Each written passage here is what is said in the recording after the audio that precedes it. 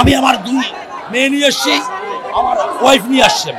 সারা নিরাপত্তার ঝুঁকি পরোয়া করি না, কারণ নিরাপত্তার ঝুঁকি থাকলে তো আর আপনার যৌক্তিক আন্দোলনে আপনি পাবেন না। আপনার এখন ক্ষুধা লেগেছে, খাওয়া নাই, আপনাকে হোটেল কর্তৃপক্ষ খাবার দিচ্ছে না, হোটেল ভেঙেই আপনাকে খাওয়া দিতে হবে। কোটা আন্দোলন হয়েছে, কোটা যদি 100% দেয়া হয়, যে দেশের বিসিএস এর প্রশ্নপত্র ফাঁস করে চাকরি দেয়া হয়, সেখানে 100% কোটা দিলে কি যায় আসে বলেন তো? আপনি প্রশ্নপত্র ফাঁস করে তারপর আপনি কি করবেন? প্রশ্নপত্র ফাঁস করে চাকরি দিবেন, সেখানে কোটা যদি এই 92% না, আপনাকে যদি 100% দেওয়া হয়, তাতে কি যায় আসে? চাকরি দিব আমার সিলেক্টেড লোকদেরকে, তাদেরকে রাতের আপনি পরীক্ষার আগের দিন কোশ্চেন আমি দিয়ে আসবো বাসায়, ঠিক আছে? তারপর আমি তাদের তালিকা কোটা দিয়ে কি হবে? এটা যখন অনুধাবন হয়েছে, আর সবচেয়ে বড় কথা হচ্ছে আপনি মানলেন, কখন মানলেন? এর আগে তো আপনি বোঝেনই না। সারা বাংলাদেশের অভিভাবকদেরকে বলবো, যেহেতু ছাত্র হত্যা হয়েছে, আপনার ঘরে যেহেতু ছাত্র আছে, আপনার ঘরেও যেহেতু সন্তান আছে, তারা কোনো না কোনো স্কুল কলেজ ইউনিভার্সিটি লেখাপড়া করে, সুতরাং একটি ছাত্রের হত্যা মানে হচ্ছে আমার সন্তানের হত্যা। সুতরাং তাদেরকেও বলবো, আপনারা এই যৌক্তিক আন্দোলনে ঘর থেকে বেরিয়ে আসুন, বেরিয়ে সেই ছাত্রদের এই আন্দোলনের সাথে একত্রতা ঘোষণা করুন, এবং তাদের দাবি মানার জন্য কর্তৃপক্ষকে, আমি গভর্নমেন্ট সরকার বলবো না, আমি সংশ্লিষ্ট কর্তৃপক্ষকে বলবো, তাদেরকে বাধ্য করা হোক এই যৌক্তিক আন্দোলনকে মেনে নিয়ে তাদেরকে একটি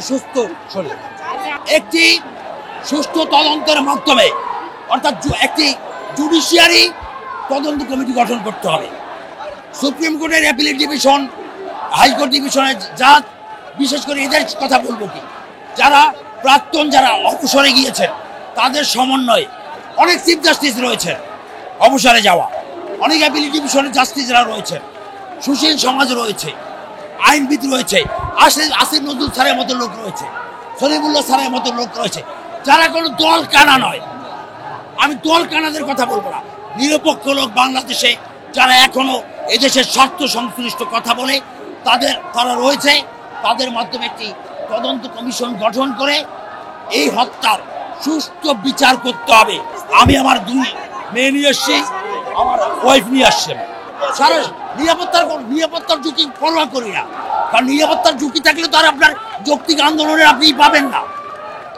আপনার এখন ক্ষুধা লেগেছে, খাওয়া নাই, আপনাকে হোটেল কর্তৃপক্ষ খাবার দিচ্ছে না, হোটেল ভেঙেই আপনাকে খাওয়া দিতে হবে। ওটা আন্দোলন কি তাই বোঝেন না? আপনি গয়রাহ সবাইকে রাজাকার বলে দিলেন, রাজাকারের নাতিপুতি বলে দিলেন। আর তাহলে আজকে আমার কোশ্চেন এটা বলে আমার মনে হয় এই শেখ হাসিনা প্রধানমন্ত্রী আমার মনে হয় মুক্তিযোদ্ধাদেরকে পরোক্ষভাবে অপমান করেছেন। কারণ আজকে যখন স্লোগান ওঠে তুমি কে আমি কে, রাজাকার, কে বলেছে স্বৈরাচার, তাহলে মুক্তিযোদ্ধারা কোথায়? আবার দাবি মানতে এমন মানলেন যে মুক্তিযোদ্ধাদেরকেই একদম পুরো বাদই দিয়ে দিলেন।